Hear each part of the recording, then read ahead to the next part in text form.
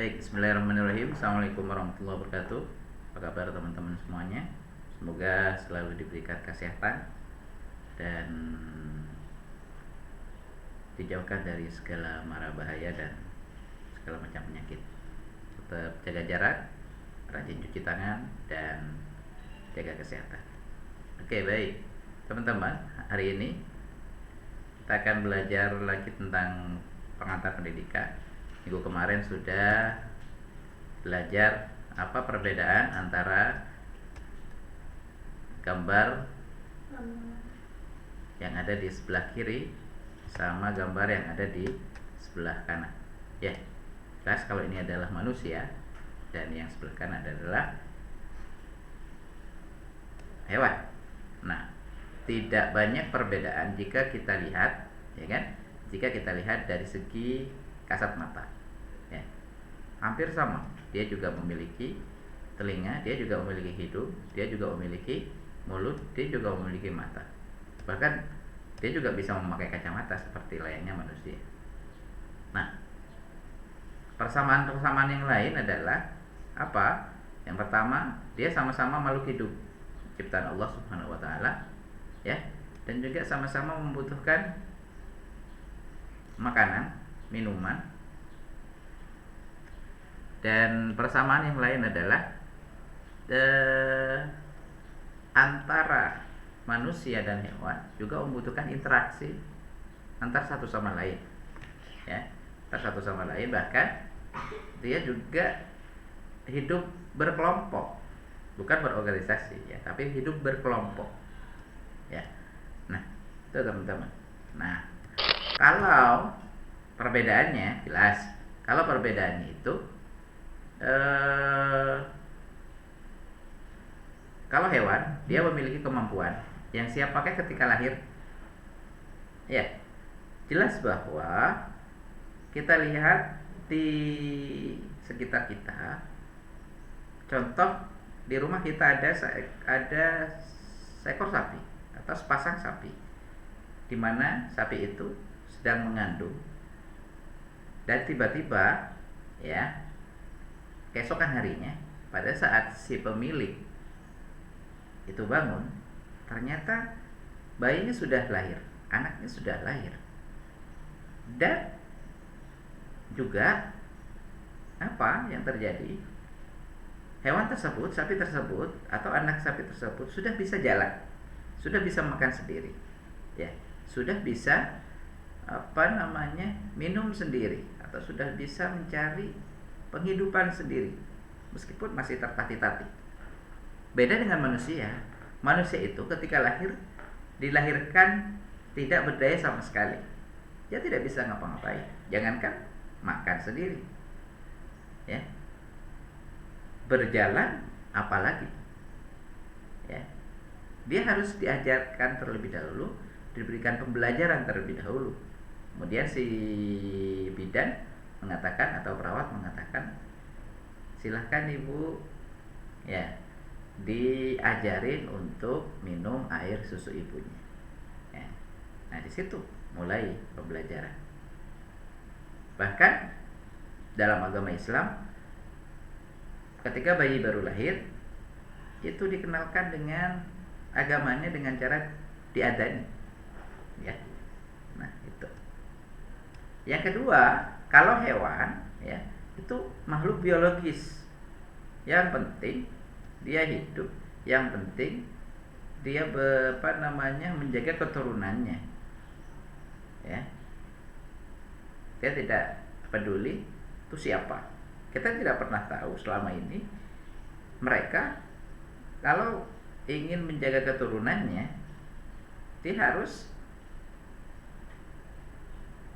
berhubungan dengan siapa, kita tidak pernah tahu. Apakah itu orang tuanya sendiri, apa orang tuanya, apa induknya, ya, induknya sendiri atau bukan, atau saudaranya sendiri, kita tidak pernah tahu. Makanya kadang kalau hewan itu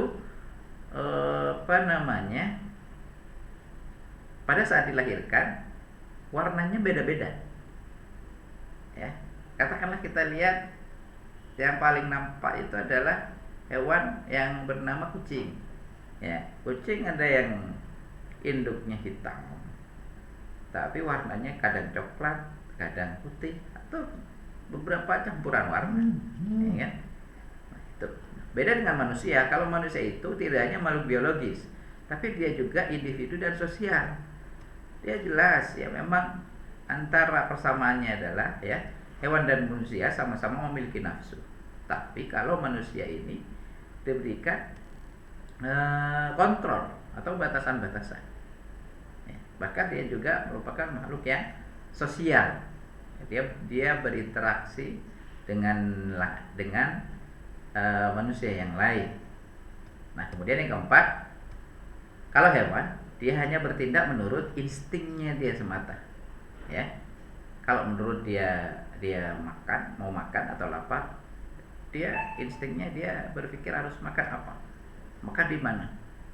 Tapi kalau manusia, dia potensinya berkembang. Dia berpikir, kalau saya lapar, saya akan makan apa, ini sehat atau tidak, ya kan? Saya harus makan di rumah atau di luar. Nah, dia banyak yang harus dipikirkan. Nah, kemudian manusia juga bertanggung jawab terhadap keputusan-keputusan yang dia perbuat. Beda dengan hewan. Ya. Dia melakukan saja tanpa memikirkan dampaknya. Ya. Kemudian kalau yang nomor 5, hewan, ya, perbedaan antara manusia dan hewan. Kalau hewan ini tidak mengenal etika. Ya, nggak ada hewan kecuali dilatih, ya. Nggak ada hewan yang namanya hewan tiba-tiba kalau jalan bilang permisi, kula nuwun. Beda dengan manusia. Manusia punya etika. Ya. Kalau berjalan di depan yang lebih tua, dia akan memberikan rasa yang namanya sopan santun. Ya, sopan santun. Kalau sama yang lebih muda, dia memberikan yang namanya kasih sayang. Nah, beda dengan hewan. Ada makanan direbut saja dia. Ya. Tanpa memikirkan etika. Ya. Kemudian hewan juga tidak mengenal yang namanya estetika, keindahan. Jadi tidak ada hewan yang mengenal yang namanya glowing. Ya, bahasa anak sekarang, glowing apa namanya? Bedak yang membuat glowing. Kecuali dibuat glowing oleh pemiliknya, beda lagi. Nah, kalau manusia ini mengenal yang namanya keindahan. Banyak dia akan melihat, ini saya harus berdandan seperti apa, rambut saya harus seperti apa, bedak saya harus seperti apa, ya, dan lain-lain. Ya. Kemudian kalau hewan juga tidak mengenal agama, ya, tidak mengenal agama, beda dengan manusia. Dia akan memeluk agama sesuai dengan kepercayaannya. Ya. Nah, selanjutnya adalah teman-teman, sifat hakikat manusia, ciri-cirinya yaitu yang menjadi karakteristik antara hewan dan manusia. Itu yang pertama adalah, kalau manusia dia memiliki kemampuan menyadari diri sendiri. Ya, menyadari diri. Siapa dia?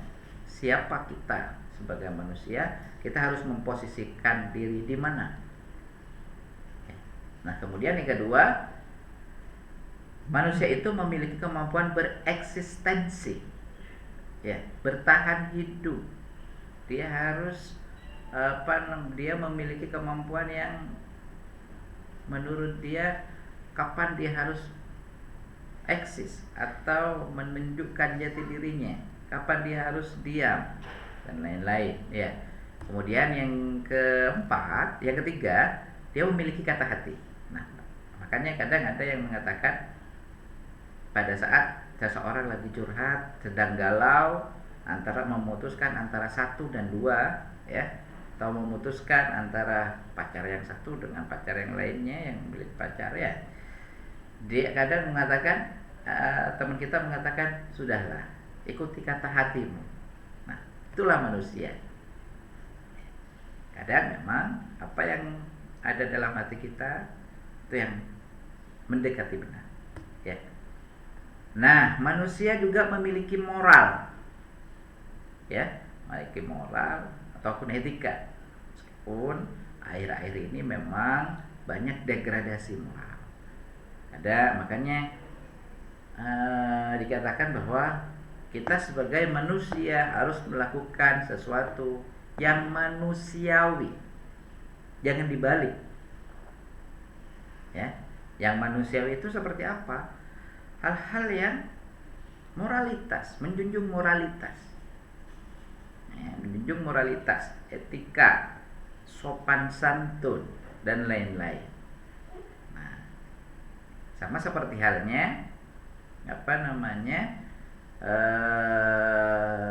kita berbicara dengan seseorang yang lebih tua. Jadi kalau pada seorang yang lebih tua, kita harus memposisikan diri kita. Jangan lantas mengatakan atau menyapa pada yang lebih tua seperti ini, "Pak, aku sekarang ada di sini." Jangan memakai aku. Nah, karena apa? Itu dianggap bahasa yang kurang etis atau kurang sopan. Tapi Bapak bilang aja, "Bapak, saya sekarang berada di sini." Ya. Itu, teman-teman. Nah, selanjutnya adalah manusia itu seperti yang dijelaskan sebelumnya, manusia itu memiliki kemampuan bertanggung jawab. Bertanggung jawab terhadap apa? Terhadap apapun yang telah dia lakukan, terhadap apapun yang telah dia perbuat. Ya, meskipun memang ada beberapa kasus lari dari tanggung jawab, tapi pada dasarnya manusia itu memiliki tanggung jawab. Ya. Kemudian selanjutnya adalah manusia juga memiliki rasa kebebasan. Makanya ada yang bilang ada yang merasa kadang saya masih tertekan, saya ingin bebas, dan lain-lain. Nah, itulah jiwa-jiwa manusia. Nah, seorang manusia hakikatnya juga melaksanakan kewajiban dan menyadari haknya. Nah, di sini kan kita tahu, sebagai manusia kita tahu mana yang wajib, mana yang harus kita dapatkan. Ya, itu antara wajib dan hak. Kemudian yang terakhir adalah kemampuan menghayati kebahagiaan. Nah, manusia itu hakikatnya dia akan menentukan, dia akan menghayati kapan dan di mana, dengan siapa kita harus berbahagia. Nah, itulah teman-teman, ya, terkait dengan perbedaan antara hewan dan manusia, ataupun manusia dengan hewan, dan juga sifat hakikat manusia itu sendiri. Karena apa?